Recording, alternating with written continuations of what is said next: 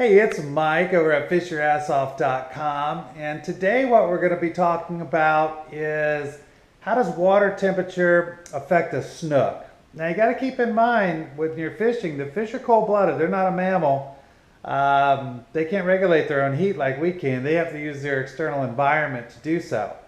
So water temperature is a pretty big deal for them. So we're going to cover some of the basics, what's too hot, what's too cold, when's the best time, things like that. Now, I'm not an ichthyologist or whatever a fish scientist is. I think that's what it's called. So these are kind of educated guesses, let's just say.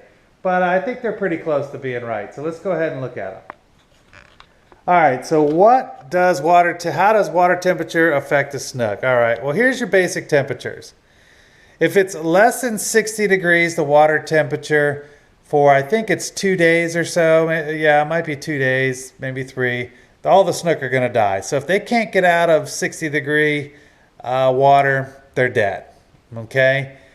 When the water is between 60 and 70 degrees, they're not doing much. They're almost not hibernating, but they're not really moving around too much. They're not eating. They're just kind of shut down. Now 70 to 82 degrees, now your bite is on. Now this is your optimal fishing temperatures, water temperatures for a snook. So find those temperatures and that's where you want to fish. And too hot, it'll get too hot for them and they'll have to find some cool water, maybe down deep in the summer or even offshore. You never know with these snook, so they're always trying to regulate their body temperature. So temperature is extremely important when you're fishing. The water temperature is. Bottom line, go out there and get yourself a thermometer because you'll catch a lot more fish if you know what the temperatures are. Because then you can just move around. If say you're fishing a river and it's too cold, and then you find a dark mud flat where it's warmer, so you're fishing a river and it's like this, right? And then you can, you move to a mud flat and find it's over 70. Well, that's when you're going to catch your fish. All right, and let's look at, so here's some of these things you probably notice if you fish for snook a lot. In the fall and the winter, they're up in the rivers, and why are they up in the rivers? Because that's where they can find the temperatures that they like. They can go down deep in the river. It basically is pretty steady up there. They're basically acting like a bass too. They're eating crawdads and bluegills and things like that because they're very freshwater tolerant. Snook are.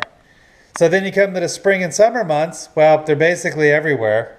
All the temps for most of Florida are in that optimal range. Yeah, I like right in the middle. I like it to be 75, 76 degrees. But whatever. That's just me. So they're everywhere. And then, of course, in the summertime, they're out at the inlets, making babies.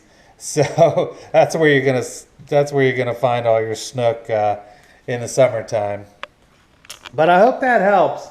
Temperature is a really, really big deal if you're fishing. So you're gonna have to get yourself a thermometer if you really want to optimize the amount of fish you catch, because it's pretty important.